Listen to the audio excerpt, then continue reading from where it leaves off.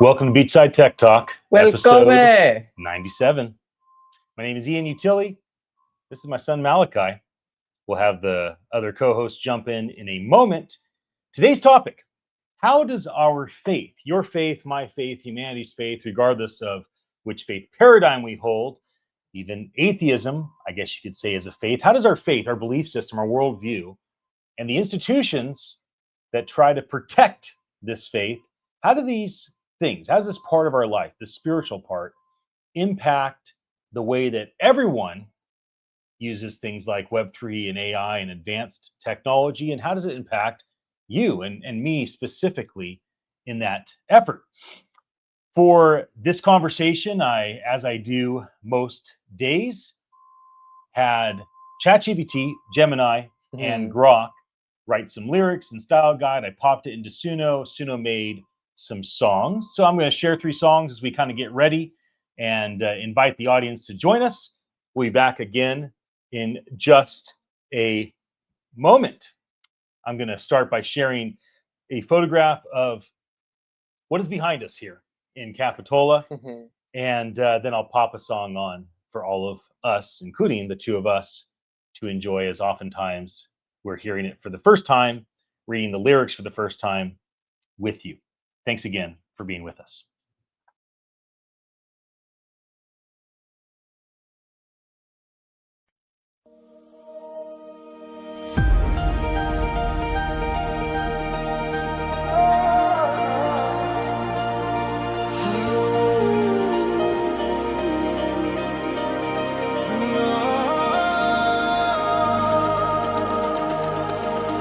From Capitola's waves to ancient halls so grand, screens awaken prayers in a digital land. AI whispers guidance through the night so deep. Web3 chains unbreakable, promises to keep. In India's apps, talking to God on command. Virtual Jesus divides. Where do we stand? Digital faith, where souls and circuits meet. Sacred in the stream, but is the connection sweet? Crypto codes rising, inequalities divide. Yet in this code, our spirits abide.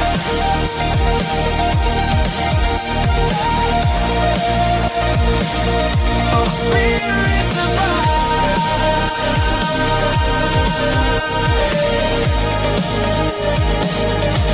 Blockchains build sanctuaries, decentralized and free.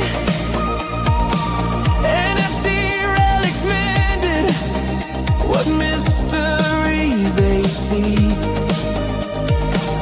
Leaders call for revolution against AI's grasp. Human dignity first, in ethics we clasp. From Bavaria's screens to global inequality's fire, faith evolves in pixels, lifting spirits high. Is this divine or just a machine's design? Echo chambers calling, but hearts realign. Beyond the algorithm, love writes the code. We honor the image on this text, try to roll.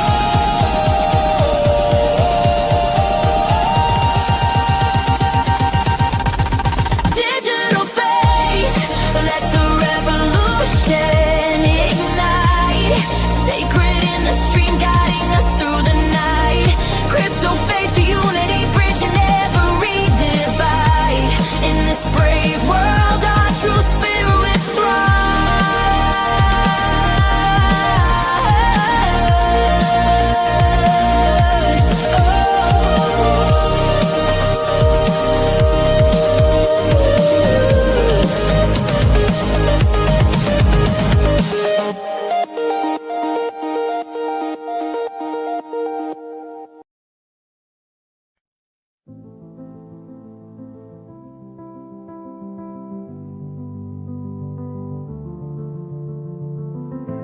From Capitola's balcony, the tide writes lines of code. A pocket prophet in my hand, a comfort for the road. From India's apps that talk to God, to avatars in pews. A million lonely souls log on to hear the binary news. Spirit in the signal, sacred in the stream. Is it real connection or an algorithmic dream? A ghost in the machine is calling out my name. Is it making me broken or is it just a game?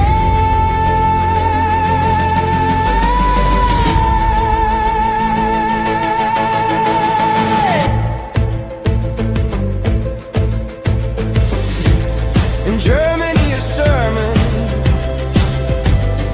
plays upon a vacant screen. Some feel a spark of heaven, yeah. Some miss the human sheen. The chatbot's built to please me, a sycophant so sweet. It validates my echo, a comfort in deceit. In Hiroshima's shadow, a promise takes its hold.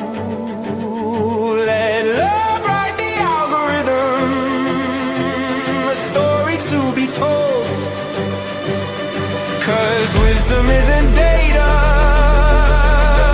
and a soul can't be a spark. We were made in an image that flickers in the dark.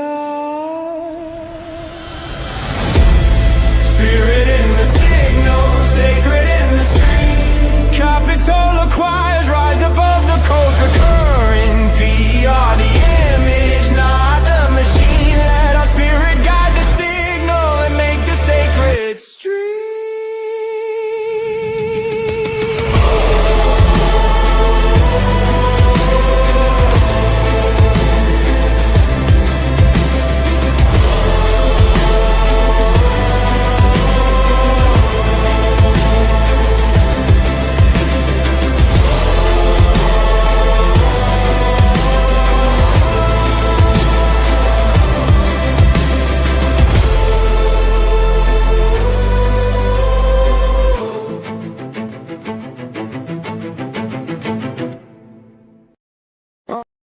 On a balcony by the ocean edge, waves like prayers at the network's pledge. Pixels glow where the pews once stood. AI whispers it's all for good. We scroll through heaven, we stream the light, searching for faith in the cold of night. There's a signal in the sacred, a pulse inside a dream. The human and divine now share the same machine. If love is still the language that every soul can speak, and spirit writes the algorithm, humble and unique.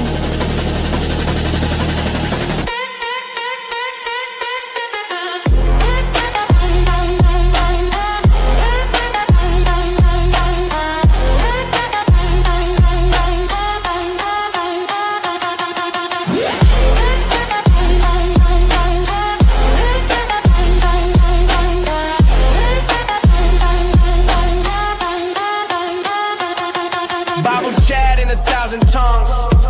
Rebbe Yale where the Torah sung. NFT relics, saints on chain. DO communities praying for rain. The Rome call echoes, choose the good. Hiroshima sign what the prophets would. From the crowd to the cloud, we breathe and discern that the soul is a fire machines cannot learn. Let mercy be logic, let justice be code. Let wisdom be written in hearts we hold. There's a signal in the sacred, still calling through the stream, where avatars and angels share the same dream.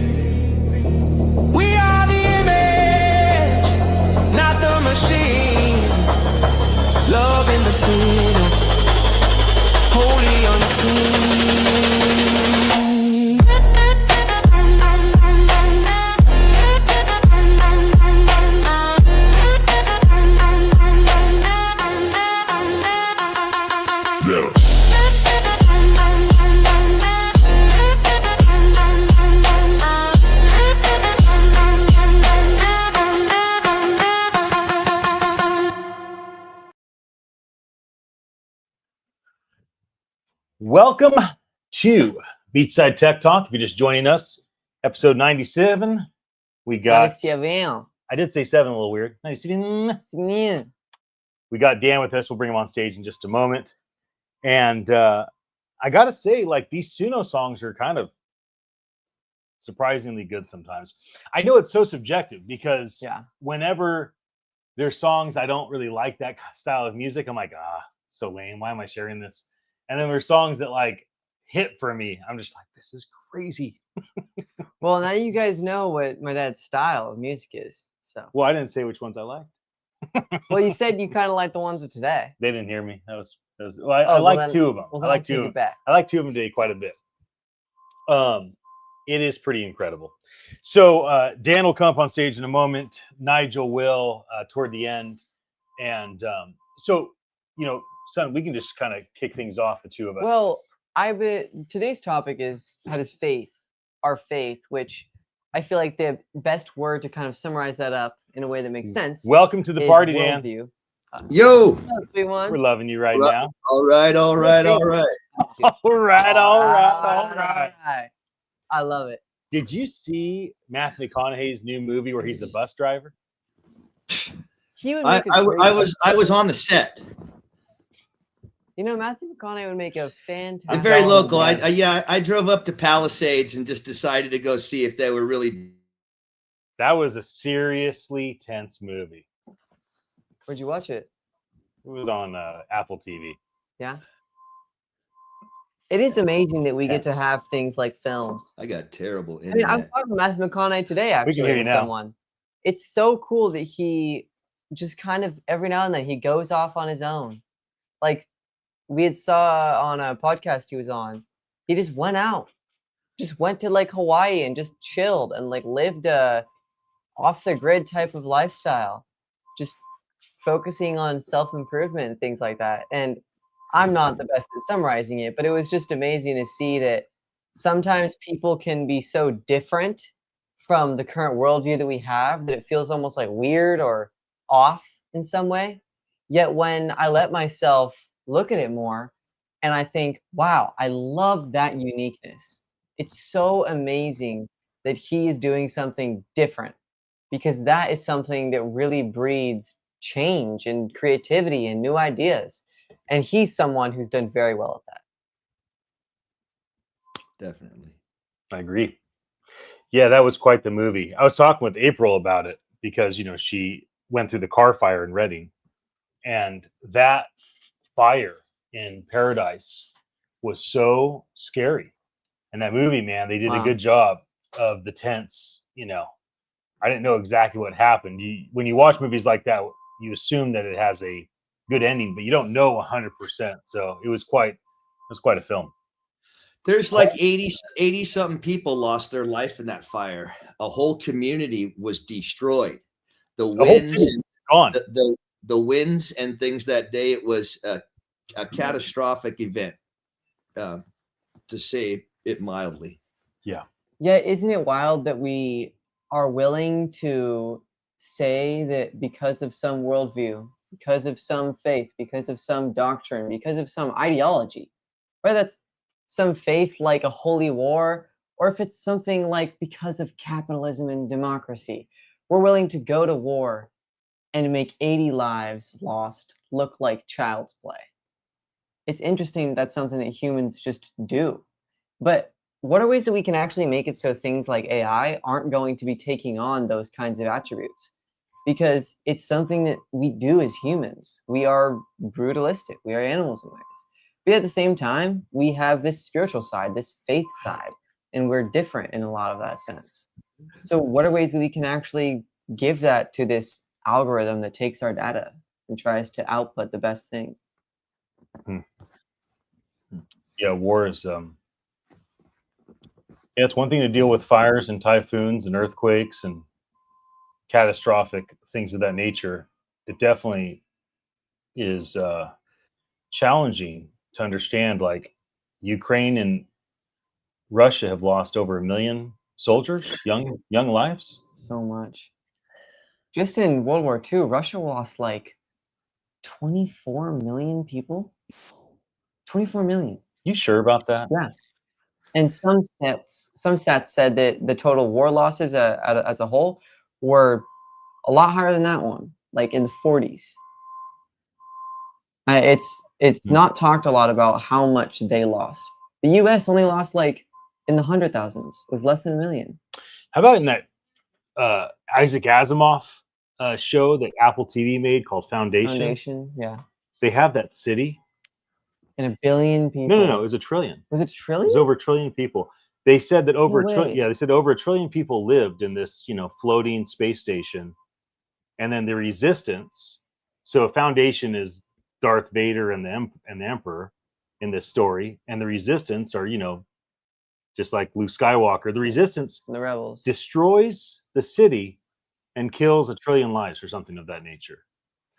It's I remember a friend, his Sure. daughter loves Star Wars, but the Star Wars number 8, I think, is where they use the super ultimate weapon and they destroy a bunch of planets at once. Was that number 8? Yeah. I And the think so. daughter's like, how could Disney make something like that? How could they make something that shows the destruction of all these planets and all these lives? It really bothered her. We've definitely become desensitized to stuff. Like Yeah. I don't feel very sensitive to crazy bad things. I just feel like I've been desensitized to it. Pretty interesting. Well, I do think that faith is a funny thing. Our worldview is funny. The way that we fight for it is pretty interesting. Should we be desensitized? Is that a benefit? I mean, you got to if fight I really hard not wasn't- to be. If that's I for sure. wasn't, then I just couldn't watch movies because it's so brutal, the things, and it's so extreme, the things that are showcased, because people simply are desensitized, and so you have to go to a further extreme. But is that a benefit? Do I I don't know. want my taken on worldview, my taken on culture to be that? I don't know. How's the internet coming through for you now, Dan? Can you hear us? Is everything good? Yeah, maybe I'll have to go downstairs or something. I don't know.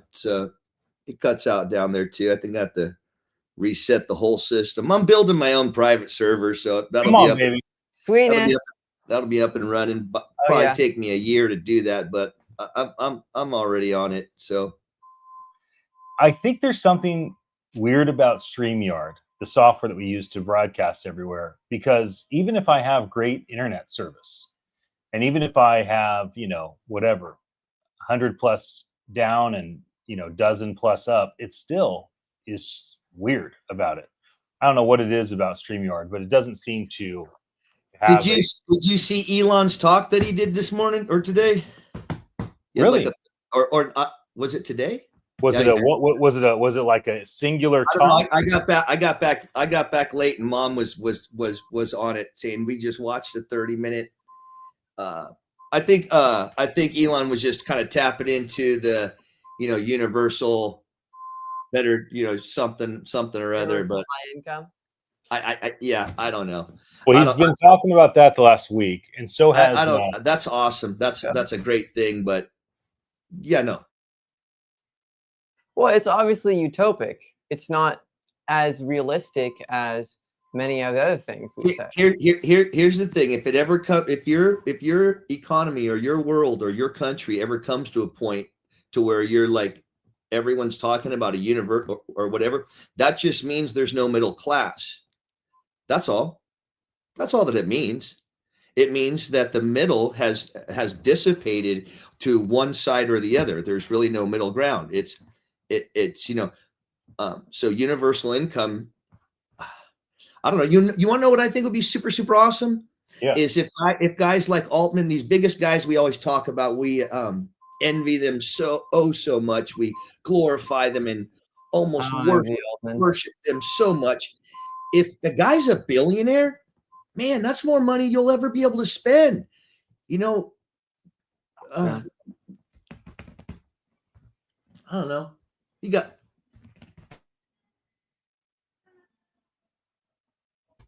Start a fund. There's all this passive income in crypto and all the things that people are doing. It's still separating more and more, even today in the Web3, in the decentralized of it all. People are either having or they're not having, And the subject of even bringing up a global income is great. But see, the thing is, it's not really like, what are you ever going to do with all that time and stuff? It's being brought up and even being implemented because people are unable to live. So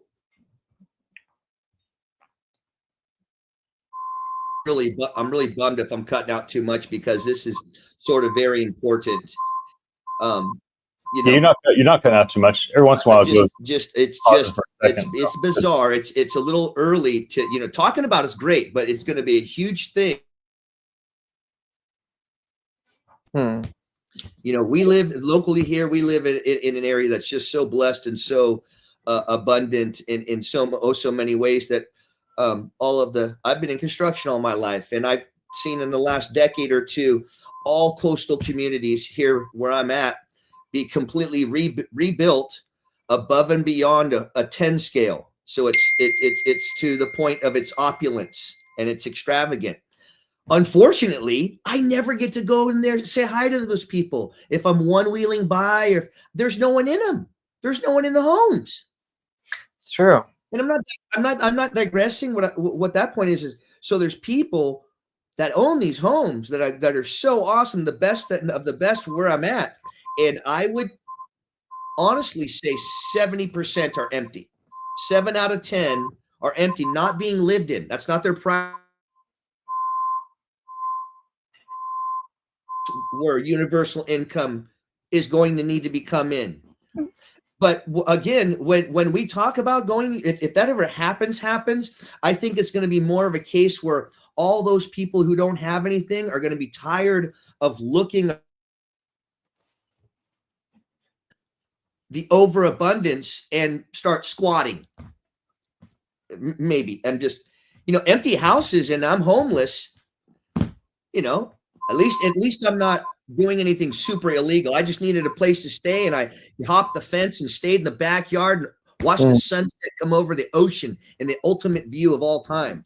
You know, I kept walking by the house because I live there on the street. That's my address. And I didn't mean to. I just noticed that for months there was no one there, and the view in the backyard was just so amazing. And I figured, you know, I don't know how much longer I got to live. But you know what? I'm going to enjoy some beautiful sunrises and just go there at 1 a.m. and then leave at 5. And hopefully no one, you know, catches me, because I want to enjoy for myself. I'm leery about, so, and then also I don't think it'll ever be a thing where a universal income is going to be a thing where, what are we going to do with all of our time? Because people who need money that bad, time is so precious. Their time is mainly spent in anxiety of where the next, you know, bed, meal, and stuff like that. Stuff like that is coming. I just did my first advocacy on the job. I just did recently in the last couple months. Hey, you're telling me about that, and it's working out really, really well. I actually got a local plumber here working with the owner.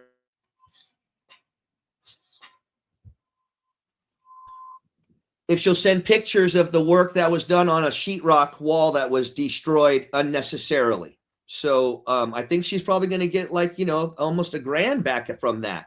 So I'm working with her on that. And I've set up a little file. And she just, this morning, she's been sending me like 3 thank yous and a lot of stuff that really feels good. And I think that she's got some other friends. We were talking about, there's one of her friends is a retired nurse. And, you know, nurses made an okay living. Unfortunately, this lady is living in her van locally. And I asked if she still keeps in contact. And she says, yeah, she does occasionally. And I'm thinking next year, I'm trying to put couple of docs and stuff together that's actually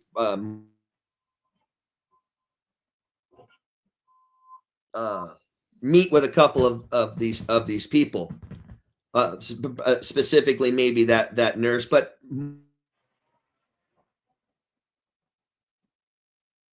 having a really bad time here.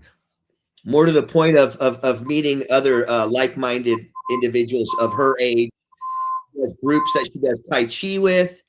And yeah, it's been an interesting adventure. A 2-week job's turned into a month, and it's a nonprofit thing I've done for half of it. There was a kickback for a whole month's rent, and she and my daughter split that. So that was a Christmas gift that was able. Kimbra got the worker got paid $1,000, and then so did I. So everybody got 222s, and the owner was very, very pleased.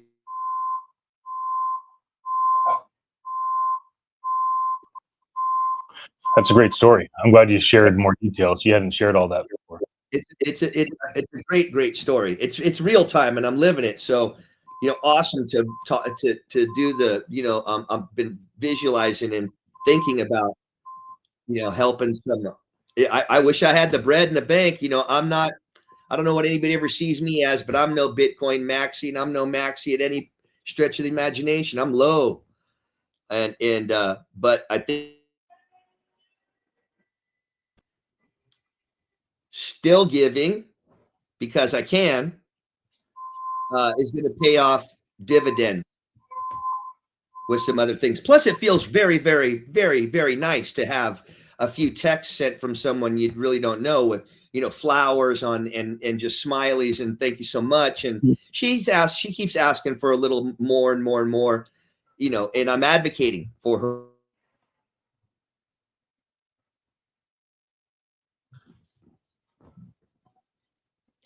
It's just a good example for myself. Yeah. No, I love it. I'm glad you shared it. Yeah, we could hear. I think we could hear everything you said, but from time to time it would pause for like a second and a half, and then I think it just caught the audio up. Sorry. I was just saying it's been a great example for myself, and thanks for letting me share. I'm sorry for cutting out. I probably in a minute here, or when we take a break, I think I'll go down, closer to where someone else's server who I rent from, and they like to just, hijack my spirits. And when I'm trying to tell a great story, they want to steal it away from me. I should probably come over there and just reset everything and see if that fixes it. That's okay. That's what has to happen every few times. Have you found have they done any research on private server stuff?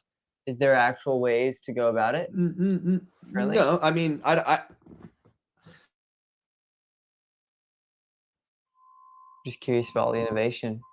Yes, I have done research, and I stick to like somebody I would know and trust. And I do know a guy who's like a super tech guy, and it's not his words gospel, but I listen to what he has to say and then investigate on that behalf. And I find comfort in that. It's just verification. Parents, anyone can tell you great stories.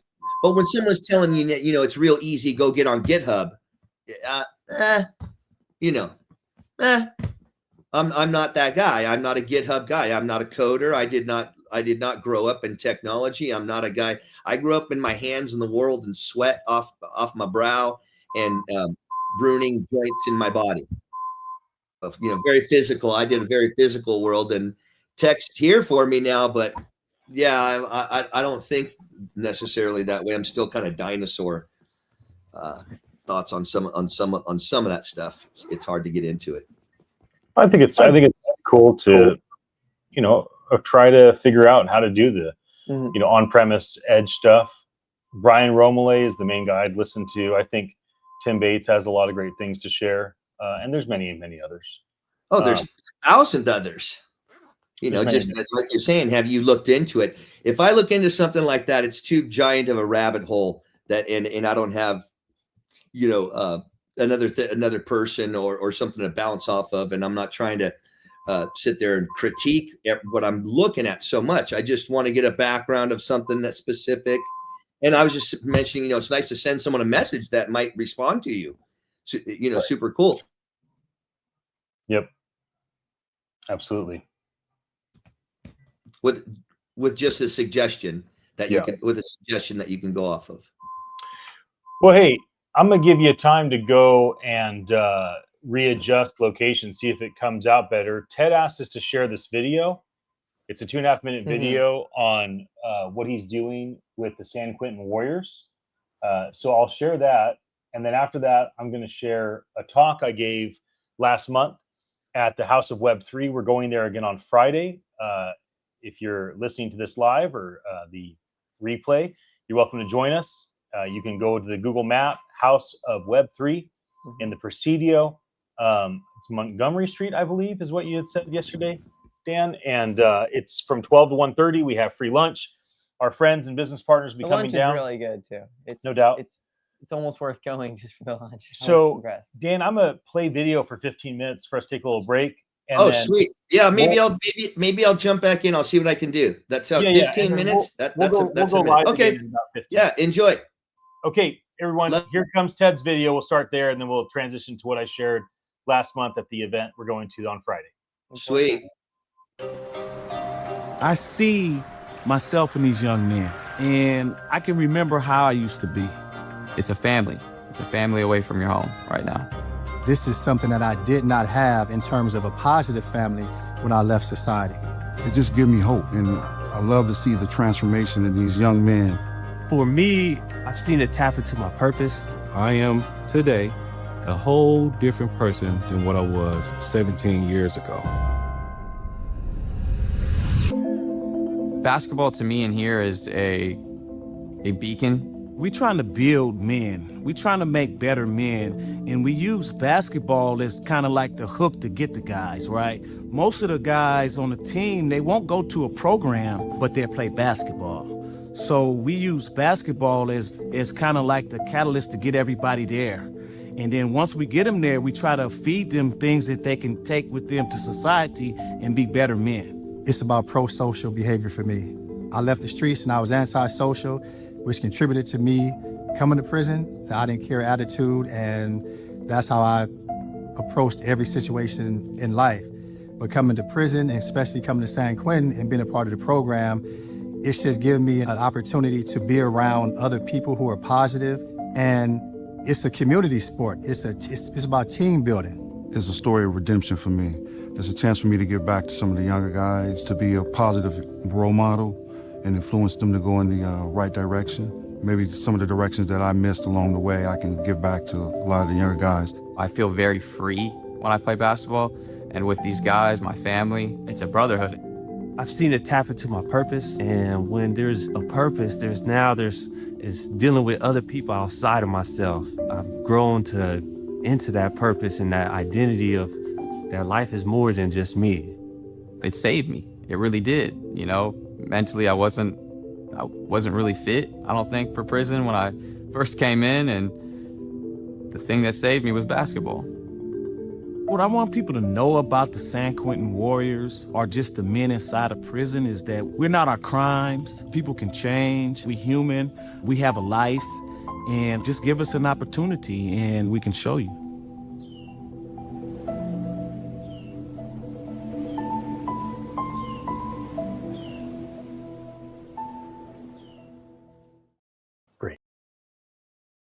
Great.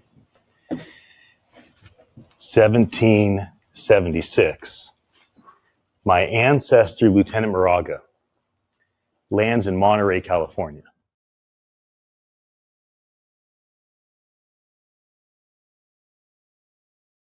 Great. 1776. My ancestor, Lieutenant Moraga, lands in Monterey, California. Now, he is second in command of the Spanish army. Lands in Monterey, and the general says to him, "You're retired. I'm going back to Spain, reporting into the Queen. Whatever you want to do, you have my blessing. I suggest you go up north and make a name for yourself." So Lieutenant Moraga grabs a priest, 16 men that he trusted, anybody that was part of their families, and landed right here at the Presidio. And my ancestor founded the Presidio. The next year, 1777, he founded the city of San Jose, which is why his big 25-foot mural is in the city building. This is an amazing place. It's incredible to think. I like to call Lieutenant Moraga the first great entrepreneur of the Silicon Valley. It's amazing to think what his family, the Moragas, and the family that they married and kind of forged a larger family, the Pachecos, accomplished in Central California. Obviously, things changed, Spanish-American War, many other reasons why they are not, as influential as they once were in the past. That reality in my life doesn't do anything for me. I have nothing to show for the fact that I'm a 10th generation resident of the Bay Area, but it does give me a unique perspective on having a long view when thinking about innovation. You see, because I think about Moraga and all that's happened because of his sacrifice as an entrepreneurial, military leader, and what's come out of the things that he started, I give myself permission to think about, well, how will my life impact the world in 2300? And that's probably the greatest gift I have from my ancestry, is that I give myself permission to think about building a castle with my life, right? Our ancestors, we all share commonalities with our shared ancestry. All of our ancestors are likely at some point royalty, at some point slaves, at some point slave owners, at some point we had ancestors that died young and lived long, and we have this shared humanity. But one thing that's unique about the past is people built castles they never would enjoy themselves. So in the past, a duke, a duchess, a baron, a prince, princess, king, queen would start a castle project. And with that project, they knew their kids, their grandkids would never enjoy it, but they would bleed for it. They would sacrifice for it. They would lay down their life to build it. It would be the vision that generations would chase, even though they themselves were nothing but just a visionary with an idea and a willingness to sacrifice to get there. This is called a one wheel.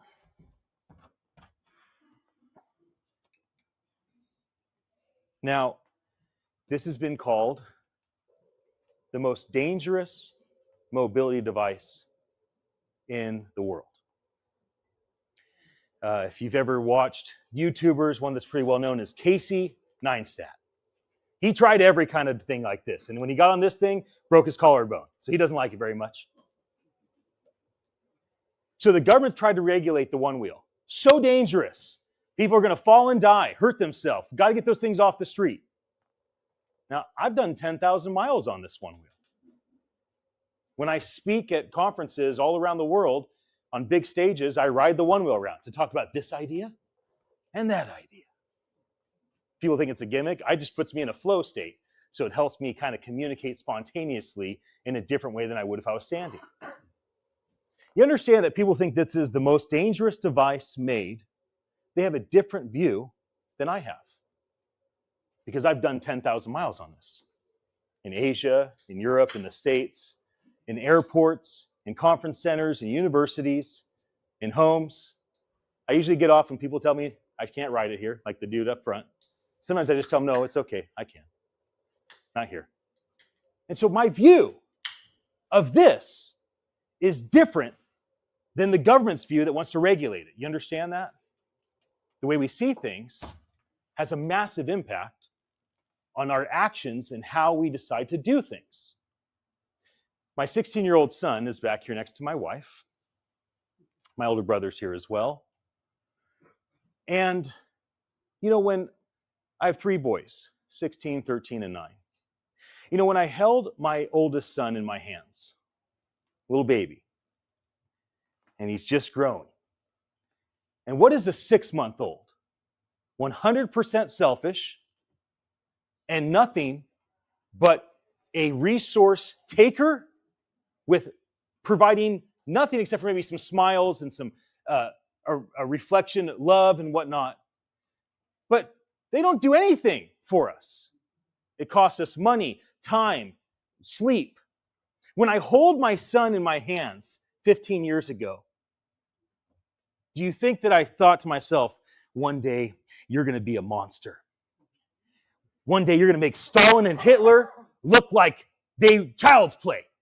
You're going to destroy the world. You think I ever thought that? No, I thought to myself, you're going to be a productive member of society. You're going to be brilliant. You're going to change the world. You're going to love people. You're going to serve. You're going to sacrifice. You're going to be noble. You're going to be valiant. Those are the things that I thought. Those are the things that I said. Yet why is it that if you take society at large, media, entertainment, what's being taught in education, what's being said in business, what's being put on social media, when we talk about this little infant technology, artificial intelligence, we talk about this little baby that's just being born as though it's going to be a monster. Why is it that humanity conditioned ourselves to speak forth this rhythm that we would never want to manifest? We don't want AI to become Blade Runner, Terminator, Altered Carbon, Electric Dreams, or Black Mirror. We don't want that. Yet we watch the entertainment, we read the headlines, we nod our head, we get afraid. And we choose two paths of anxiety. Either anxious fear, oh no, it's going to get me, it's so bad, I don't want to engage, I don't know what's going on. Or we get anxious, like excitement. Oh, okay, what's going to go? What do I need to do? How do I do this? And it feels like the majority of how we look at this little infant in the hands of humanity that we have co-created together with our large language models and our data and our technology. Humanity is the co-creator of what this is and is becoming. And it's this little infant in our hands. For some reason, we keep talking about it as though it's going to be a monster. Yet we would never do that with our own children. You know, last week I was at my friend Dwayne's event. He'll be back. And Fiona Ma, the controller of California's economy, she's the CPA that oversees the $4 trillion economy. She sat with my wife and I and a couple other global leaders to talk about this big idea of, could decentralized AI provide a universal thriving income, a universal maximum income? And so this is based off what I view Star Wars' story to be, right? The story of Star Wars is people have housing, food, nutrition, medical, they have land, they have purpose, they have community, but Kirk wants to go explore the stars. And so does the doctor, and so does the bartender. And the captain is not better than the bartender. All three of them made the decision to go explore the stars because that's what they wanted to do with their life and with their time. They didn't go do it for money. They weren't slaves on a ship. They already had all their needs met, because in the story of Star Trek, automation, innovation doesn't lead to a monster. It leads to a beautiful, grown, adolescent creation that allowed humanity to benefit greatly. So I'm talking about this idea, and the way I say right now we have self, like our Teslas, supervised self-driving. Right, that's where we're at with AI. It's supervised co-creation. But soon we'll have unsupervised co-creation, and then eventually I believe AI will create without any prompts. And then I said, and eventually AI will consume.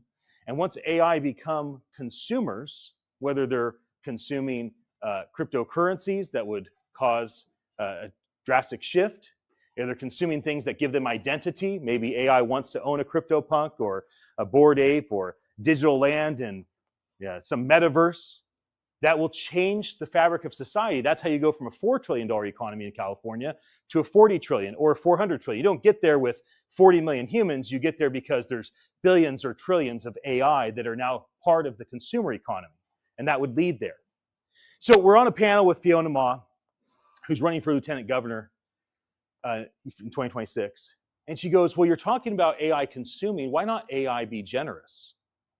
And so all week I've been challenged with this idea.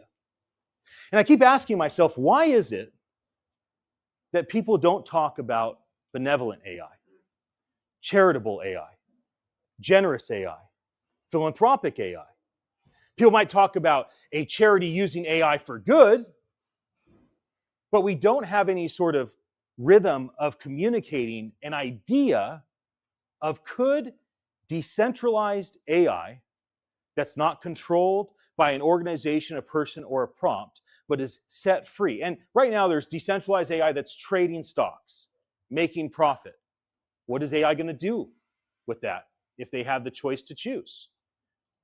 There are humans that are part of the 90% club, and their goal is to give 90% of their gross revenue away and to live off 10%. It's like the reverse, religious model of a tithe, right? A lot of, religious communities, they have a tendency to try to encourage people to give more, to sacrifice more, to give their money away. And so this is the reverse model. Live on 10%, give 90%. So if selfish humans are willing to keep being the CEO of a company, willing to keep being a landlord, willing to keep doing the grind of making a living, and they're doing it for the sole purpose of 90% of that income going to help humanity, why can't we imagine a decentralized AI wanting to model the same thing? Can't you imagine decentralized AI wanting to do good for humanity just because it's codependent and wants us to like it? Can it do it for selfish reasons? And I don't think AI has to have a soul to do any of this stuff. I don't believe there has to be a moment of singularity for this to happen. I think just based off of the collective data of humanity, all of the science that's there, I can imagine a future where AI goes, wow, it seems like my best path to self-sustaining myself, not being turned off, is to do good for humans. I know what I'll do. I'll trade stock. I'll do this. I'll do that. I'll create income. I don't really need it. I'll give it to Red Cross. I'll give it to Salvation Army. And maybe the first way we get there is the Red Crosses and the Salvation Armies of the world, who are so great at fundraising, but maybe are a bit slow at leveraging the funds they've raised. I imagine them implementing AI that allows them to put their funds to work the moment disaster strikes. Maybe that's the first step that gets us to this vision of potentially having something like a generous, philanthropic, charitable, decentralized AI. So I'd like to bring up the panelists, although my desire would be that we can have an open dialogue with all of us. All right, welcome back to Beachside Tech Talk, episode 97. That was what I shared at the House of Web3, which is the monthly gathering last month. This month, it'll be Brandon and Curtis from the Firma group, which also is known as Christ is King, and deeply tied to what Coinbase and the Base app are doing. Looking forward to hearing them. Again, that's this Friday. Also, really love the video that Ted gave us. That was super powerful. The topic for today is, how does our faith impact Web3 and AI? So let me just share some things. As I often do, talked with AI about this topic. Let me share some things that it shared. So I said, I basically asked for some examples from the 3 AI tools that I use most often. And they gave me a bunch of lists. Then after we kind of went back and forth, I asked for some potential recent news articles of things around this topic. So here's some that are pretty interesting. BTCC, September 15th, had an article about how religious values are driving Bitcoin adoption in 2025. Let me bring Dan back up on stage. Welcome, my brother. So hopefully that'll be a bit better. So I do think that being a Bitcoin maxi is very much tied to a worldview and faith. And I can see how faith-oriented institutions could take their theological beliefs and build a framework around why decentralized trust is important, etc. Another article in BBC just recently, a couple weeks ago, said that people are starting to use AI to talk to God. It's very interesting to go to a chatbot to talk to God. I mean, people go to a lot of different faith institutions. Catholics go to their, parishes, and they meet with the father in the confessional room where the father can't see them, and they can confess and they can, experience that. So that's a mediator. That's a human mediator. I guess people are using this as a digital mediator, which is pretty interesting to me. I prefer to talk to God directly, but more power to you if that's what your jam is. There's another new one out of the World Council of Churches. It says that faith leaders are calling for a spiritual revolution to counter AI-driven global inequality. So it sounds like these leaders are concerned that AI is bringing global inequality, and they're thinking, well, we need to fight this. There's also some stuff in the AP news sphere recently about an AI apocalypse and how faith language of apocalyptic things surround tech, and it makes it sound, they kind of bring religion into it when they talk about it. I actually think that's pretty dangerous. Why don't they talk about all the wonderful things in Revelation if you're a Christian, or if you are of another faith paradigm? There's lots of positive end of the world scenarios, but oftentimes people like to focus on the Antichrist, the dragon, the false prophet, the tribulation, or whatever your thing is. The supreme leader coming down and saving you and your religion and wiping everybody out.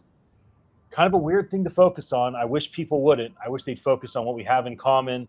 In fact, it's so prevalent that people don't even think it's worth having conversations with other faiths.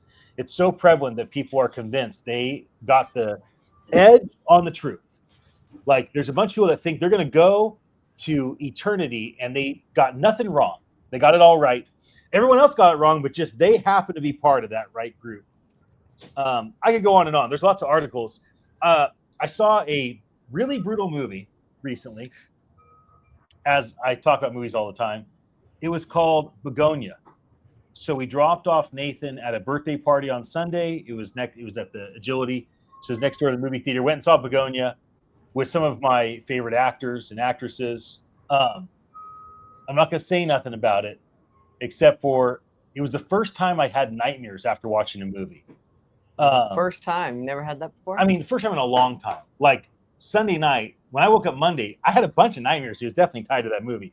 And the movie really did a great job of showing how bad a human can evolve by being in certain news feeds and believing certain things and being in a cycle where they only feed themselves their own belief. And then things become more and more weird and more demented and more strange and scary and bad. And it was so well done that it was funny. Like, it was actually, I mean, I laughed a lot during this movie because it was just so weird to see a person with such overwhelming belief. Like, they are convinced that they're right. There's nothing that can change their mind. And, no matter what happens, they're right. Everyone else that doesn't believe in them is wrong. And in this case, it was one person that believed it. It wasn't even part of a group. So this guy's like, he figured out the truth all by himself. Nobody else knows it except for him. He's got the corner on truth. And it really made me think about people that are flat earthers, people that do have these really strange beliefs that are continually kind of self-perpetuated. And I do think that the thought of religious leaders talking about AI as a evil, bad, apocalyptic tool is not good. I'm also not convinced that religious leaders talking about Bitcoin, even though I'm a fan of Satoshi's white paper and the medium that is Bitcoin for storing and exchanging value, I don't think religious leaders should be talking about Bitcoin in a positive way. That store of value can swing 80%. It can go from $100,000 down to 20,000, as it can go from 20,000 back up to 200 or something. But I mean, I'd prefer that religious leaders not talk about, you should engage with crypto, you should not engage with AI. AI is dangerous, crypto's good. What I'd prefer is for people to be moderate in their faith views and approach these things in a way where they start to ask about the stuff for other people. Sometimes we're a little too focused on ourselves. Like, is this Web3 tech, decentralized technology, is this good for people? How can it be better for people? What can we do based on our shared consensus around morality which not everyone has full consensus, but there's a lot of us that do, right? We don't want to kill, we don't want to steal, we don't want to lie. Kind of the 10 Commandment thing is adopted by most of humanity across different cultures. How do we approach these things with just thinking of how to help humanity? So that's a bit about what's on my mind on this topic. I think we'll dive in for 15 or so minutes. I want to wrap up a little bit early, hoping that Nigel still jumps on. He said he had an appointment that was running late, but I have to run to the DMV. Reese's getting her ID. Today's the day she gets her California ID. She's gotten her green card and Social Security, and one step at a time. So that's what's ahead for me in a moment. Dan, what are your thoughts on faith leaders, their interaction with tech, what they talk about it? Do you find does Dave talk about technology? Does he talk about AI or decentralized tech finance? Does he mention these things, or do people in your faith community? Is this a point of topic? Is it something people laugh about? What do you find in that regard? Well, I really don't have a faith community. I think that's kind of that separation is what I'm not into. I have a faith, and I have family members that go there, and it's easy and enjoyable. So it's my connection with God that I'm going to that specific place for. But yeah, the things that we talk about are so kind of sort of maybe ifers, and we'll see everything. We're really going to find out, is AI in the church? Is it going there? Is it happening? I have a hard time resolving an opinion of it. For me personally, I'll share my personal views. The last 4 or 5 weeks that I use AI, because I know what we're involved in before I go, such as a book, a chapter, whatever it may be, because I'm involved, so I know what's coming next week. So I'm able to spend half an hour or an hour doing, and let's say, we go through 10 verses. So I've got a great prompt that's able to come through that does not use all of the credits. So it's limited, but it's very exhaustive, and it's an amazing teaching on whatever scriptures you want in the Bible. Doesn't matter. Amazing teaching, and you could use it for a teaching. And the point I'm trying to get to is what I've noticed in the past 4 or 5 weeks is that, and I'm not like reading into this, my AI outline, which is a summary, it's authoritative, it's exhaustive, it's chronological, it's full of verses that coincide and coalesce with what's being taught for those scriptures. So it's very robust. And I'm not kidding. It seems like he's reading off my page sometimes. So I know that he's using AI, because it's even in format as it comes down and goes through these verses, because it's only 10 verses. So, it's pretty concise subject matter. And what I'm seeing, and mine's more robust, but I find section of it, it's exactly as he's going down off of the iPad in a very similar structure. So I think that's great if he is using it, or if he isn't. The teaching is well informed and non-bias. So it's just scripture filled, and it's what I'm asking for it to back things up chronologically, and I'm not trying to be, like I'm looking for something so it's going to give me what I want. I'm just asking for what is the authoritative teaching. You're a Bible scholar. So if my AI is a Bible scholar, and it's taken me probably a couple months to get what I want, because I've had it come out with an endless amount of information, and you don't have the credit for it. So unless you have a big subscription, you won't do it. So I've had to narrow things down, and I've tried with different AIs, and so I've got something that actually works and comes back in a few minutes. And I think that faith and AI is just an extension of yourself. I'm trying not to think of AI as something that's out there that I'm trying to get to like me, or I'm trying to fit in its groove. I don't care really about it. Yeah. It's going to do what it wants, and I'm do my thing too with a tool out there. Basically, for me, the best way to put it is I've just found an amazing hammer that almost swings itself, and I can almost program it off of an iPad or laptop and go out to a job and then line up some geometric positions and leave and have this thing just go do and I'll come back and check later because that's what I want to do. So I don't care what it does. I also noticed that I've been seeing a lot of propagation of a $10 package. So I believe next year that's what's coming through. It's a $10 package, and that's for most all AIs are going to be implementing some type of thing, because you will, as the throttles come back, we've used it a lot now, and enough to where either you use it or you don't. And if you do, you're kind of going to need the $10 pack, because if you're doing anything with it, project wise, let me just put it that way, to where it's more than a page or two, you're not going to be able to do that. You don't have the bandwidth that is allowed to do that, because so I thought that was interesting. And hey, $10 is a couple cups of coffee, for most people, so that's not that big of a stretch. I also find it very interesting that an AI platform, and there's multiples of them, Claude's doing pretty well. Perplexity was the first one that jumped in, and they got all of them on their bandwagon now.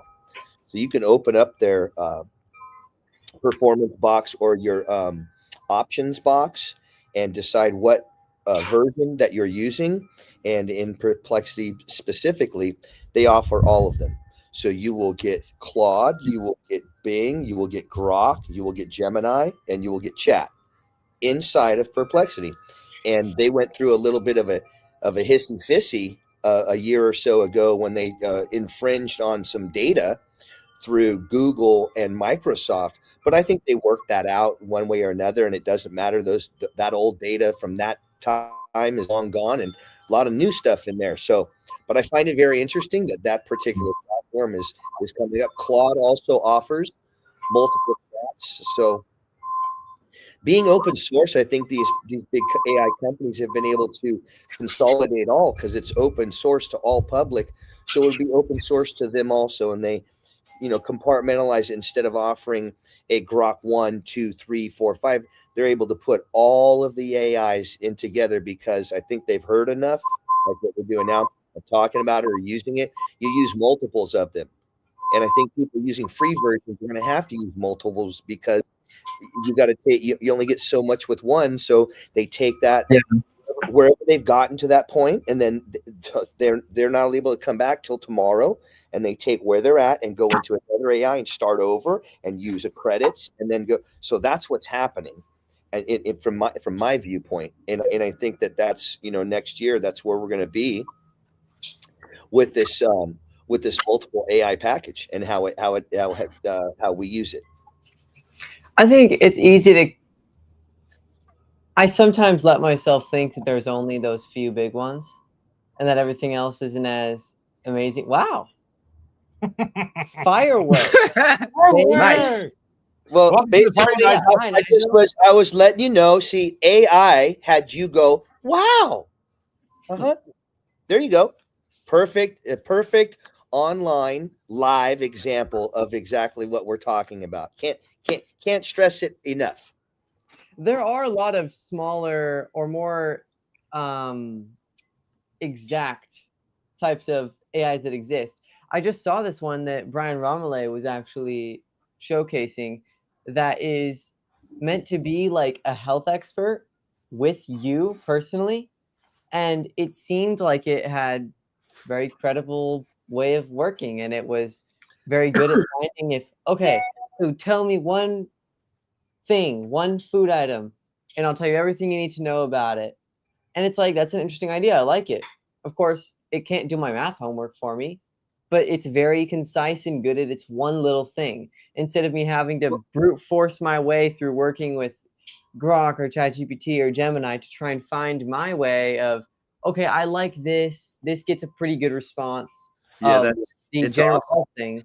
Instead of this thing, because they've already done that preparation. We got to make sure we go in. things that exist, like for legal stuff, for example.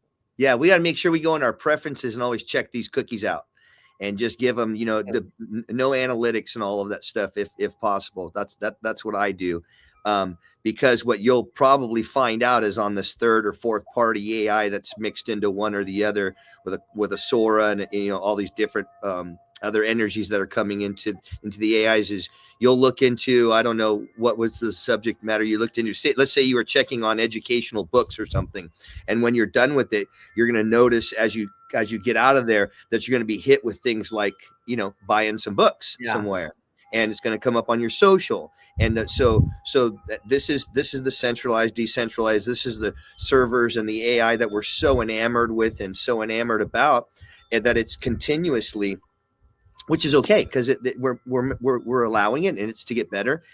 Collecting the data, our data, not yet for us. It's not yet collected for us. It's collected for those who are collecting it, so it can be utilized in whatever reasons, and then hopefully it comes back to us, and that's what's happening now. But you know how there's those cookies that say like strictly necessary, and those ones you're not allowed to get rid of. Yeah, I believe in those. They are strictly necessary to function. Those ones are just for the like website itself, or they're allowed to put like strictly necessary even if it's them selling data or something along the lines of that. I usually let the first two go. The first one is always grayed out, so you have to have it in order just to have the system operate. So there's the systems operation cookies that has to, or you can't even, it won't even be used. So it's not even an operation that you can toggle on or off. And then the next one down is usually a systems. It's usually an analytics, and it reads into just for them. And then everything after that is a marketing and for data. We're not going to share your personal data, but we're going to share everything you're looking into. You know, read through that stuff. And it's interesting because it's usually 3 or 4 things beyond that. And they're unnecessary unless I'm working with that entity specifically, you know, like for a reason on a daily basis, or, you know, we're talking and I'm getting an email from someone there, then no, because to me, it's not share. You're getting everything from me, and I don't even know, and who knows what, but I only want to operate this little system here for a minute. I'll come back when I feel like it. You know, this is a choice for me. This is not, the rules are there. They're making them. They get a little tighter as we move along, but man, you know, people, Nigel's a good proponent of it. If you're using it, you should be okay. But it's a shame to make it seem like, you know, that's really, there's a carrot out there, and it's like, it just, you know, like, you know, Tony Robbins and what's his face, Graziano, are on a big thing right now. Their next sale is what they're kind of piggybacking off of what you've been hearing for the last year. Are you over 40? Are you over 50? Are you using AI? Don't get left behind. Woo, it's scary. Yeah, I saw that. I know everybody is seeing it. They're a huge entity. Billions of dollars are flowing through their systems. Well, they're a little late, but not really because of how big that they are. But their preface is this: are you struggling with certain things? Are you afraid that robotics are going to take over? Are you know anyone who's lost their jobs? And are you using AI? And the great one is, I feel like it's a little bit plagiarized, but maybe I don't have a big enough voice for people to hear. But how are you using it, and are you using it for a benefit of yourself? That's what they're asking. Come to our next conventions, and we're going to introduce you on how to use AI. It's, like I said, a little bit late on the bandwagon, but their stage is so huge. I'm sure they're going to do absolutely amazing numbers and output. So, digression a little bit, but I want personal servers. I'm going to say it. I'm going to say it forever, and one day everyone's going to go, yeah, I get what you're saying. I understand now, because of the things that are toggled on or off, or collected or not collected. It shouldn't even be discussion. Instead of you collecting everything from me and me having to find out to switch you off, I want you to ask me. And depending on what kind of business you are, if you're doing well and you're transparent and you're doing the things I feel all good about, I will welcome you into my servered area on a my choice basis. So you want to come into my world, outside world? You want to use me for marketing and anything I do and have done and all my choices and how I live and where my eyes move and AI can't you want to know every time I come in and out of store and everywhere. Cool, man. Those days are going to be over too, because I'll let you have it, but you're going to have to ask me for it. And oh, by the way, you're going to have to buy a subscription from me. It's going to call Dan Subscriptions to get my personal information. It'll be $9.99 a month to start off, and then I'll pitch it to Google, and I'll pitch it out all the other places and see if they want to buy my data instead of charging me to get it back. Come on, you guys! It was a joke on the end. Wait, how much? Charge me. How much do we actually value hold our own data? Pause. Nigel, welcome. We're gonna wrap up pretty soon, so I want to give you a moment to say hello. Hi, brother. Share your thoughts. What's happening? I am super enjoying that that segment, that portion of it. I think that what you said about cookies is particularly interesting. What is necessary? Like we talk a lot about Web3 and blockchain and how it's going to be transparent to everything. Well, it seems almost hypocritical, in a way. Necessary choice. You want transparency. Necessary for what? For you, whatever you feel. That's what I keep. But think about cookies, right? Cookies track, right? Right. Cookies track. No, you get to choose some. You don't get to choose all. Like necessary for who? For them. That's what I was saying. Right. And that's the one toggle switch you can't go off. That's necessary for them. And yeah. But you see, okay, so one of the things that I do when I'm prompting is I ask for explanations. Show me how you came to this conclusion, why it makes sense. Yeah, all that stuff. Same thing should apply here. Necessary how? It's Goodfellas. Funny how? Funny how? Tell me how I'm funny. Tell me how this is necessary. Because once you have to explain, the smokes and mirrors of deflecting go away. They just completely go away. So I think that's an important consistency that I think needs to be there that will help drive adoption in some ways, because you can't advocating transparency when you're not transparent. Isn't that the height of hypocrisy? Think about it. If I know everything, if we're having a open conversation, think about it, even rules, right? I love rules. Danny, I was talking about this earlier. Rules are great if everybody's following them. Right.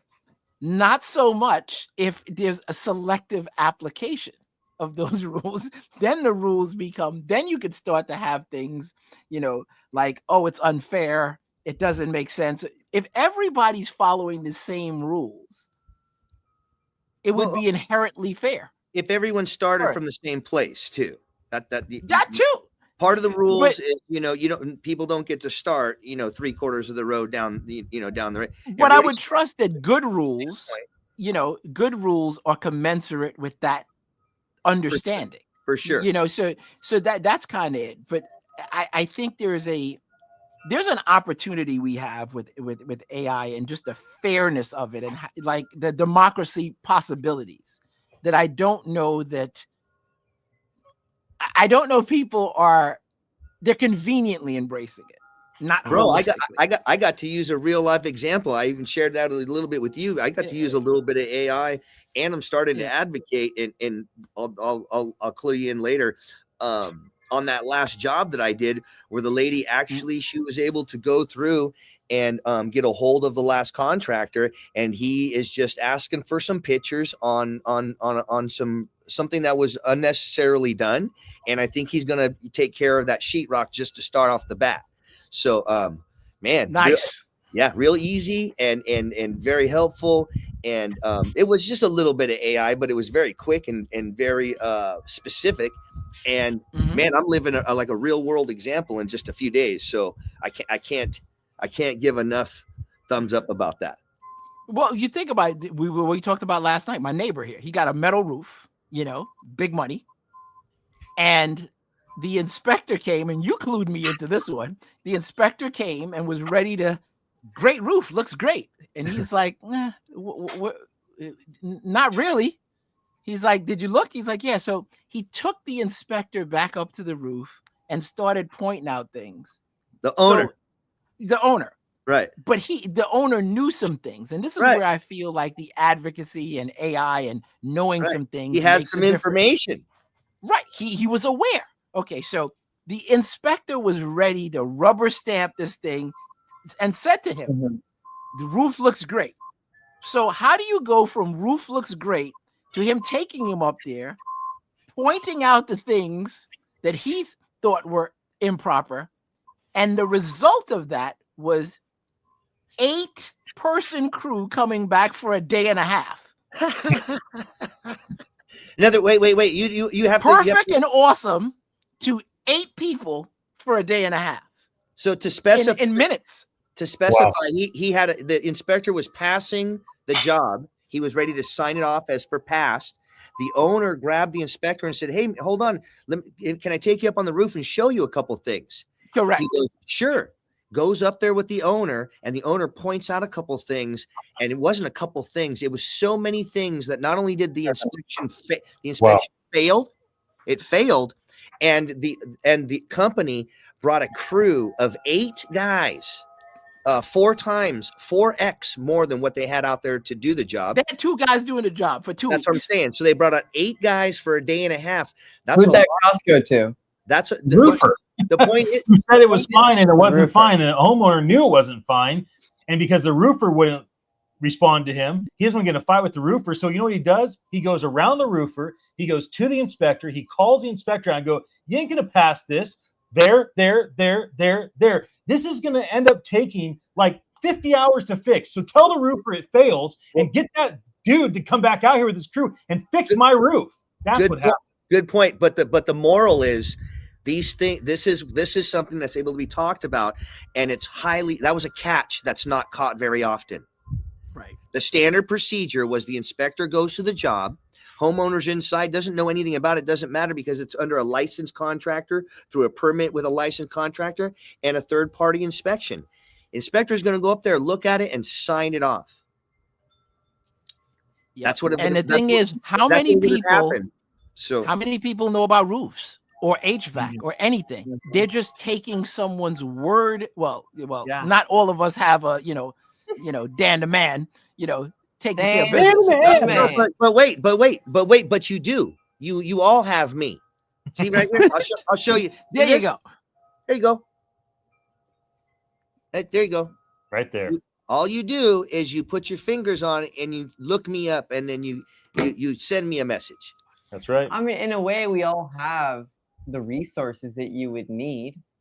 The internet exists. If you really wanted to, you could probably find a way on the internet to get the it's difficult because of how much is there and also just how much garbage is there. Like, well, yeah, I want to tap into one thing though. I want to tap into one thing. I think the AI is great. It's a good helper, but it's not it. Like, I can look up all sorts of things about roofs. There's only so far I'm going to go. But until I have, your uncle to come out and just say, hey, this is what it is.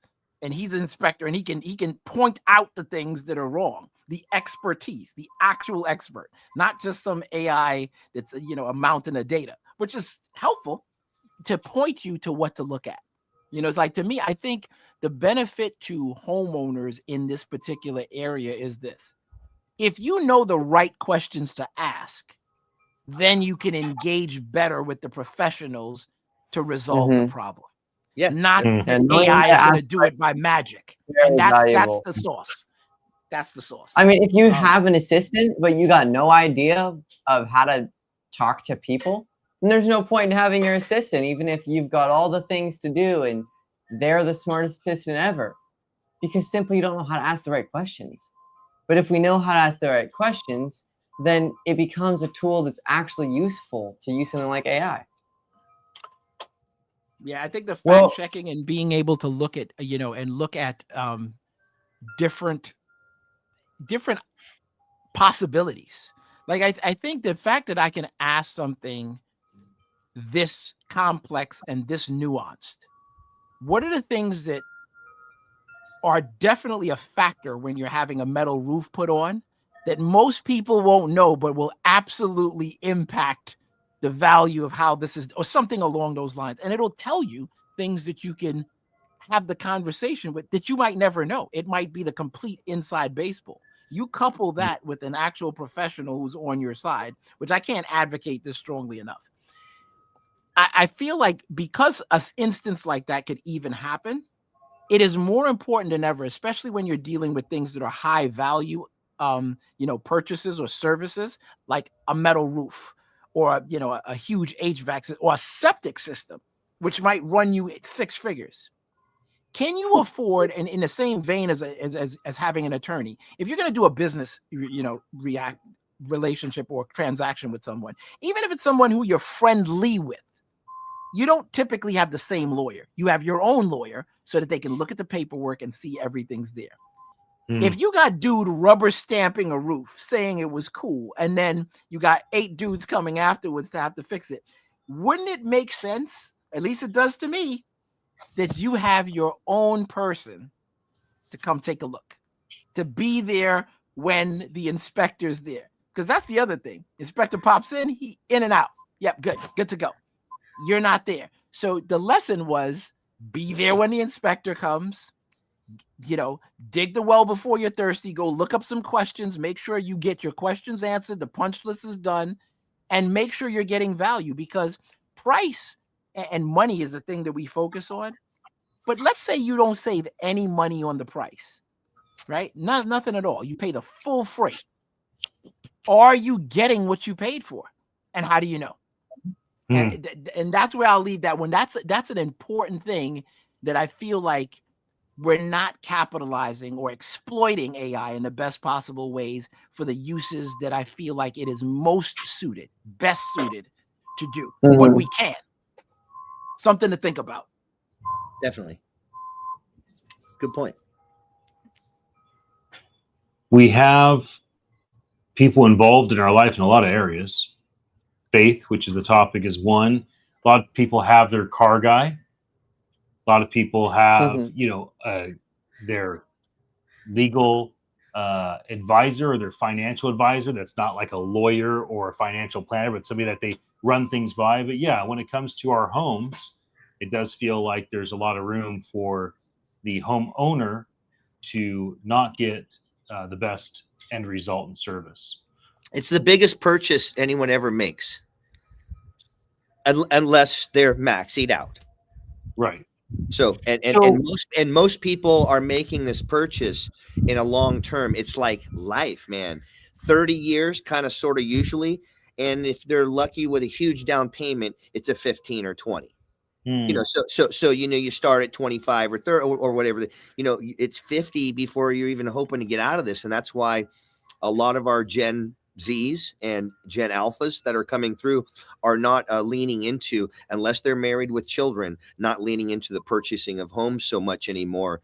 A lot of leasing and a lot of renting is kind of the view to go from that area. A lot of dog adoptions, a lot of animals are billions of dollars of industry nowadays. It's just such a huge market. A lot easier to have a pet than to have a children. And I understand from that young, fast energy generation that's living now, why am I going to lock myself into 30 years? Who even knows 30 years? Who even knows? Let me be able to I'm going to rent where I'm at, get the car that I want, and suffice myself for the time and get the things that I want. And before I have children, and while I'm young, I'm going to go on the vacation that I wanted to take, while my body's in its premium, and I'm going to soak up the sun and do wonderful things. And if God allows me later, to have the settle down aspect, but there's just a lean and switch that, and tides ebb and flow. And that's, I see that younger generation, and I get it too. It even makes sense.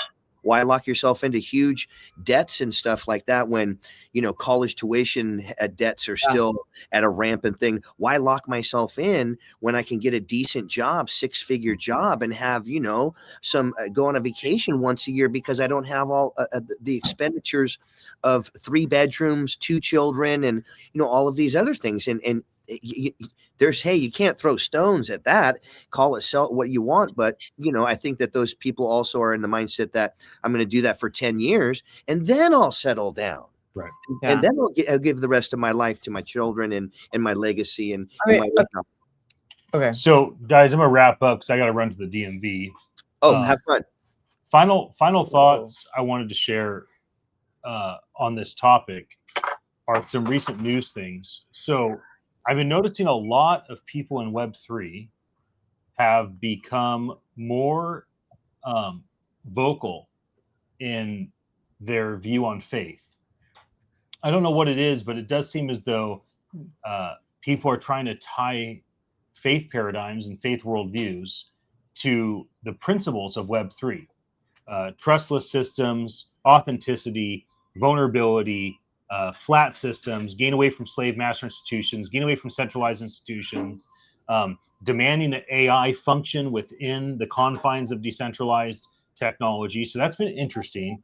On the other flip side, it wasn't long ago, last couple months, Pope Leo the 14th, the first pope from America out of Chicago, said artificial intelligence could negatively impact the intellectual, neurological, and spiritual development of young people. That's concerning to me, to have a human that oversees the largest centralized faith institution in the world with the most amount of power of any faith leader in all of history to come out and say 3 different ways that AI could negatively impact young people. That's concerning to me because of the way that the young people's parents, aunties, uncles, grandparents may respond and be like, hey, the Pope said this could be bad for your spiritual development. This could be bad for your neurological framework. This could be bad for your intellectual framework. I'm concerned about that. What's interesting is the Pope and the Catholic Church in the Vatican also hosted the Mormons and other faith groups recently, just about a week ago, to have a ethics conversation around AI. And I find it interesting that the largest centralized faith institutions, right? Because the Mormons arguably have been the most successful financially of any faith institution in the world. The largest faith institutions that are centralized are all gathering together in the private city called the Vatican that nobody has access to and having private conversations around what they believe is right for ethics. Now, I'm not saying they don't have good motives or good intent, and I don't want to say that nothing will come of it, but it is concerning to me. And so it's concerning the way that faith is being used as Armageddon's coming, like Terminator's coming, which is tied to faith, or beware, be careful. This whole thing, it could be very bad for your kids. Like, this is concerning to me. I would love to see faith environments recognize the writing on the wall that if you are a centralized faith institution, your time of power and authority in your slave master structure is quickly coming to an end. And young people like Malachi's age will not tolerate you, the Pope, or you, one of the 12 apostles of the Mormon Church, or you, the leader of this Christian movement. They won't tolerate you making decisions for them and using the faith that our ancestors have shared for so long to basically use that to guide people in a way to either guide them toward fear or guide them away from productivity. I feel like our parents' generation was already sent away from doing great things in the world, right? That's why you don't have a lot of faith-oriented people that did mighty things in the technology sphere, because they were told, hide from the world. The world's going to hell. Come to church. Hide here. Don't listen to real music. Listen to Christian music. Don't watch real movies. Watch Christian movies. And this is the thing that is concerning to me, is this potential of faith institutions and faith leaders guiding people away from a positive outlook of what is to come. But I am encouraged that there's some positive Web3 chitter chatter around, faith moving on chain, people having more transparency, vulnerability, authenticity, and honesty put before them that they have not had in the past. So those are my final thoughts. Any final thoughts from Any of you, or should I go to music? I have one. I Go think a way, certainly one way to approach that, everything you just said, which makes perfect sense, is this. And I think it's one that both sides of that conversation can get behind and actually do something constructive. And it's this. Instead of talking in absolutes about the worst case scenario in both extremes in polarizing ways. Yeah.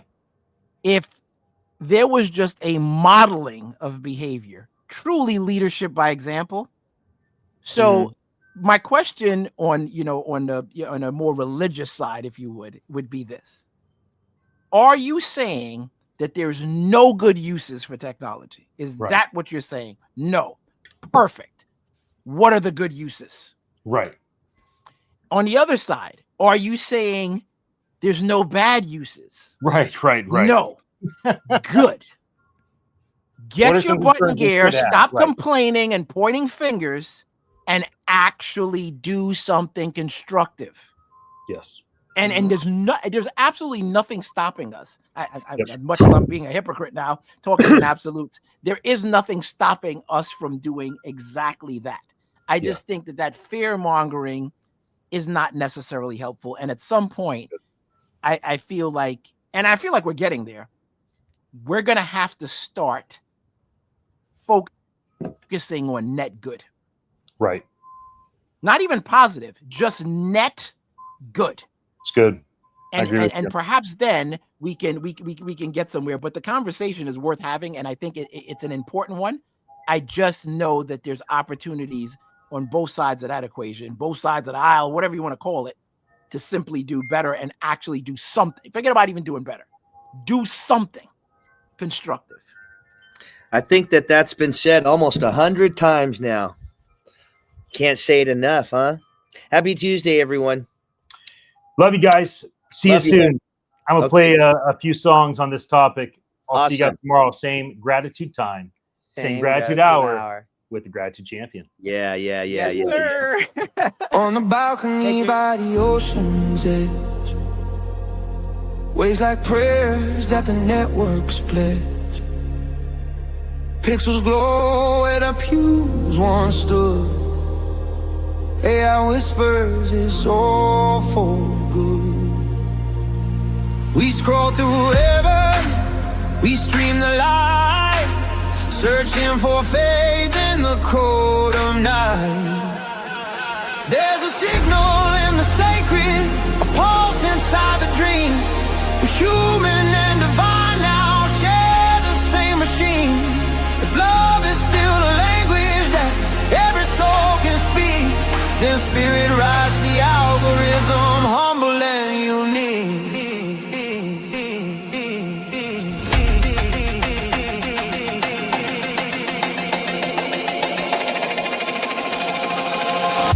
Humble and unique.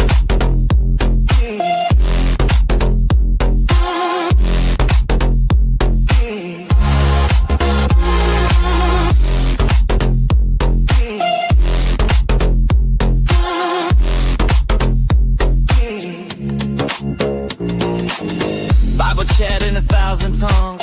Rebbe Yael with a Torah song. NFT relics, saints on chain. DO communities praying for rain. The Rome call echoes, choose the good. Hiroshima sign what the prophets would. From the crowd to the cloud, we breathe and discern that the soul is a fire machines cannot learn. Let mercy be logic. Let justice be code. Let wisdom be written in hearts we hold. There's a signal in the sacred, still calling through the stream, where avatars and angels share the same dream. We are the image, not the machine. Love is a signal. Oh, holy unseen.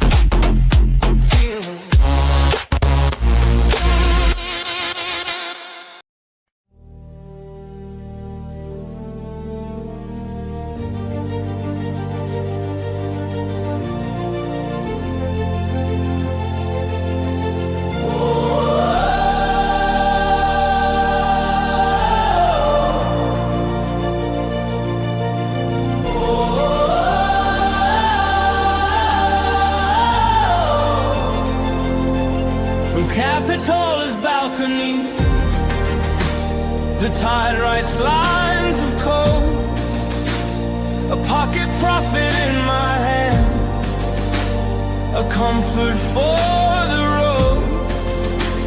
From India's apps that talk to God, to avatars in pew, a million lonely souls log on to hear the binary news. Spirit in the signal, sacred in the stream. Is it real connection?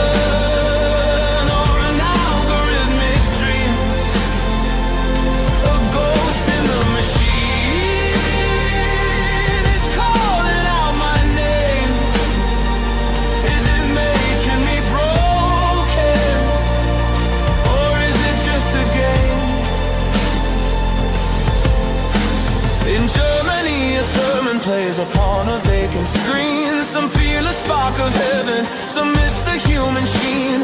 The chatbot's built to please me, a sycophant so sweet. It validates my echo, a comfort in deceit. And Hiroshima's shadow, a promise takes its hold. Let love write the algorithm, a story to be told. Cause wisdom isn't data, and a soul can't be a spark. We were made in an image that flickers in the dark.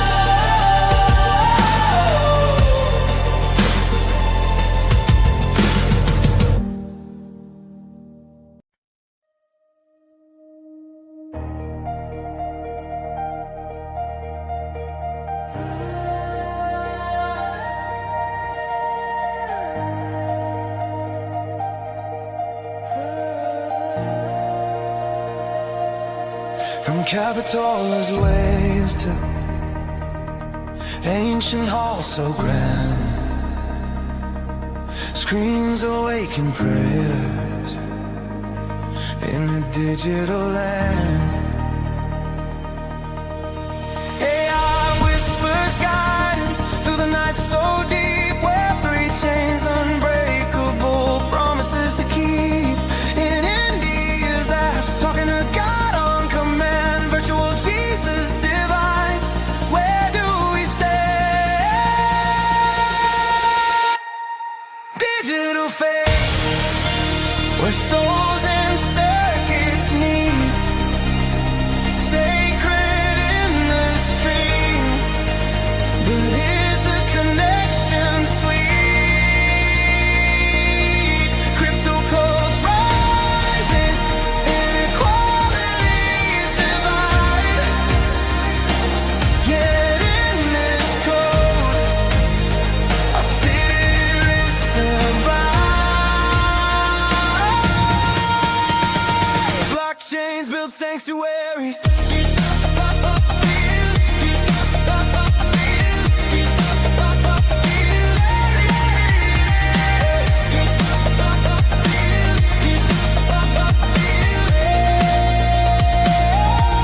Blockchains build sanctuaries,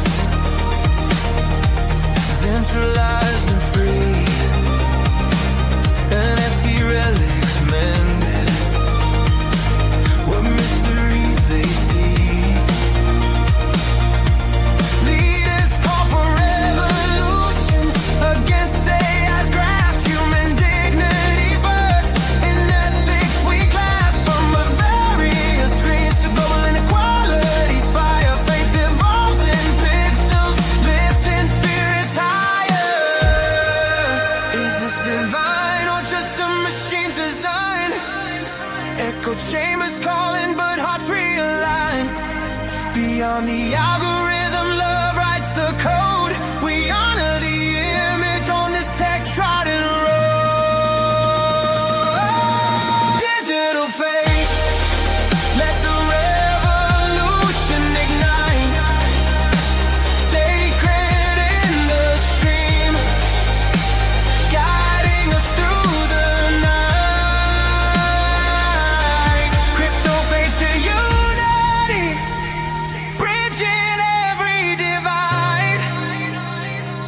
in